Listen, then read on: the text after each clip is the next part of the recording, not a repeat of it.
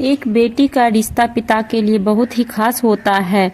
पिता अपनी बेटी की हर एक ख्वाहिश पूरी करते हैं, उसे किसी चीज को कमी महसूस नहीं होने देती है। आइए मैं आपको ऐसे ही एक पिता और बेटी की कहानी सुनाती हूँ। मुझे विश्वास है आपको यह कहानी बहुत पसंद आएगी। मिस्टर राजेश शर्मा 5 सालों से अपने बड़े से मकान में अपनी बेटी के साथ हंसी खुशी रहते थे। उसकी उम्र अब 60 पार को कर चुकी थी। अब बेटी प्रिया अब 18 ही होने की थी। उम्र को ध्यान में रखते हुए बेटी ने उसका सारा कामकाज अपने कंधे पर ले लिया था। प्रिया अपने हर एक कामों में बहुत अच्छी थी, जितने अच्छे से वो अपने पापा, घर और उनके कारोबारों का ध्यान रखती थी, कोई और शायद ही रख पाता। अगर राजेंद्र जी को कोई बेटा होता तो भी वह नहीं।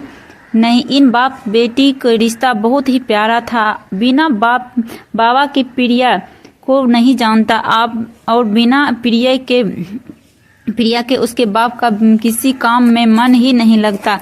कभी कभी ऐसा लगता जैसे राजेंद्र जी प्रिया के बाप नहीं, उसके बेटा हैं। प्रिया की हरकतों की कुछ ऐसे ही बाबा को बहुत जल्दी उठाकर जबरदस्ती वॉकिंग के लिए भोजन हो या छोटे बच्चों को जैसे दवाई पिलाए वो हैं, वैसे ही पापा की दवाई उन्हें खिलानी हो। प्रिया के बाबा भी कुछ कम नहीं थे। जब प्रिया उन्हें दवाई खाने के लिए देते तो आधी दवाई खाते और आधी छुपा लेते, लेकिन प्रिया के नज़रों से बच नहीं पाते। फिर वह उनके सामने खड़ी होकर सारी दवाई उन्हें जबरदस्ती खिलाती। रातों को प्रिया के सो जाने के बाद चुपके से किचन में जाकर फ्रिज से मिठाई चुराकर खाना। बाबा की ऐसी शरारतों को प्रिया पकड़ ली थी। पकड़े जाने पर बाबा पानी पीने के बहाना करते, लेकिन प्रिया उनको समझाती कि मिठाई आपके लिए हानिकारक है। बाबा को ये याद दिलाती कि पिछले बार उनका शुगर लेवल कितने बढ़ गया था। अपने ही घर में अब मैं मिठाई भी नहीं खा सकती हूँ। डराते हुए नाराज होने का एक्टिंग करते हुए बाबा किचन से चले जाते। फिर प्रिया उन्हें मनाने के लिए एक मिठाई का टुकड़ा पापा के पास लेकर जाती और फिर वे दोनों उसे आधा आधा बांटकर खाते। दोनों के चेहरे पर बड़ी स्माइल आ जाती। अब ऐसे ही दोनों की जिंदगी हंसी खुशी कट रही थी। उसका घर बहुत बड़ा था, उसमें कई कमरे थे, लेकिन उन्होंने सोचा कि एक किराएदार रख लिया तो जाए। पैसे के लिए नहीं, लेकिन प्रिया के ऑफिस जाने के बाद अकेले रहे राजेंद्र जी को थोड़ा सा ही सही किसी का साथ मिल जाए, इसलिए जल्द ही एक किराएदार फाइनल हो गया। उसका नाम अमर सिंह था। उम्र उसकी 50 से 51 साल। एग्रीमेंट पेपर बनाने के बाद पहली बार वह राजेंद्र जी और प्रिया से मिले। उन्होंने दोनों से मिलकर काफी अच्छा लगा और अब अमर सिंह अपनी बीवी के साथ राजेंद्र जी के घर पर किराएदार के तौर पर रहने लगे। थोड़ी दिन बीतते थे, लेकिन अमर सिंह राजेंद्र जी से अच्छी तरह घुल मिल गए थे।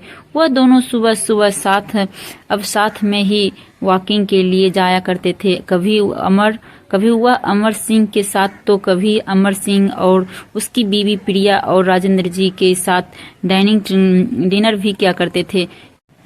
एक सुबह जॉगिंग के दौरान अमर सिंह ने कहा कि आप और प्रिया अकेले ही रहते हैं, आपको तो काफी कुछ मैसेज करना पड़ता होगा, आप कैसे सब इतने अच्छे से संभाल लेती है।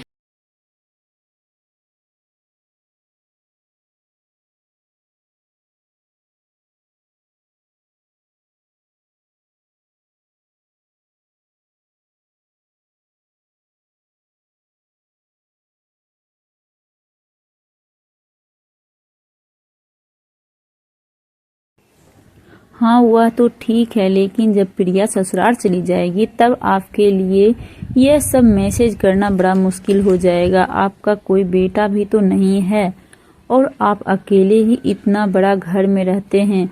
अमर सिंह ने अपना विचार बताते हुए कहा। राजेंद्र जी के चेहरे के हाव भाव हाव भाव बदल गया। अमर सिंह से कुछ कहना चाहते थे लेकिन नहीं कहा और बात बदलने के लिए उसने पूछा, खैर वो सब जाने दीजिए, आपके कितने बच्चे हैं?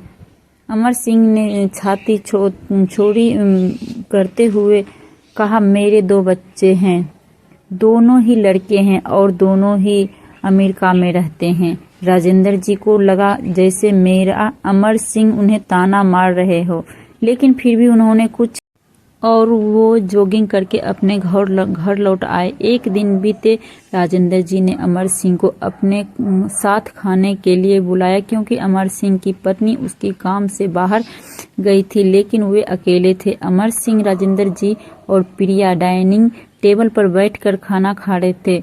पहले निवाला खाते हैं, अमर सिंह ने खाने की तारीफ करते हुए कहा, प्रिया बेटा तुमने आज खाना बहुत अच्छा बनाया है। राजेंद्र जी ने गर्व महसूस करते हुए कहा, हाँ मेरी बेटी बहुत खाना अच्छी बनाती है।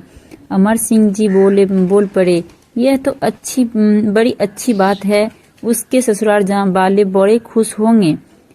प्रिया उसमें से कुछ नहीं कहती थी, लेकिन राजेंद्र जी ने उसे रोक दिया और बात बदलने के लिए प्रिया से पूछा, कारोबार कैसा चल रहा है, कोई दिक्कत तो नहीं हो रही है?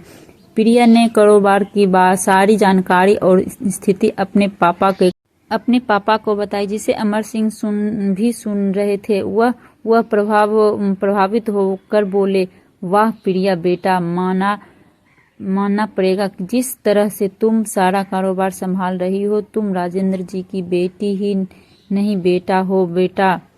अब राजेंद्र जी से न रहा गया, उन्होंने कहा, पता नहीं क्यों आप सभी लोग मेरे बेटी को बेटे के साथ कंपेयर करते हो। ऐसे एक भी फील्ड बताइए जिसमें बेटी ने अपना काम ना बनाया हो। अरे आसपास में प्लेन उड़ाने से लेकर देश में अफसर पद पर बैठकर देश चलाने तक बेटियों ने हमेशा अपने आप सबको साबित किया है, लेकिन आप जैसे लोग कभी भी उसकी तुलना बेटों से नहीं करते रहोगे। लोग होते होंगे बेटे सबके लिए ज़्यादा इम्पोर्टेंट। मेरे लिए मेरी बेटी सबसे बढ़कर है और मैं यह गर्व से कह सकता हूँ जो मेरी इस बेटी ने मेरे लिए किया है। जितना प्यार मुझे दिया है उतना दुनिया का कोई भी बेटा नहीं दे सकता है। इसलिए मैं आपसे ही पूछता हूँ, आपके 2 बेटे हैं ना? बताइए, वो साल में आपसे कितनी बार मिलने आते हैं? अमर सिंह जी, दुनिया बदल चुकी है, अब आप भी बदल जाइए। बेटी को बेटी ही रहने दीजिए, उसे बेटा बनाने की कोशिश मत कीजिए। आप जब भी किसी बेटी के सम्मान करेंगे तो एक बेटी की तरह ही करना। ऐसे कभी मत कहना कि तुम बेटे नहीं बेटा हो। जरूरत नहीं कि चिराग से ही रोशनी हो, जहां घर में उजाले के लिए एक बेटी ही काफी हो। बेटी बचाओ बेटी पढ़ाओ। धन्यवाद।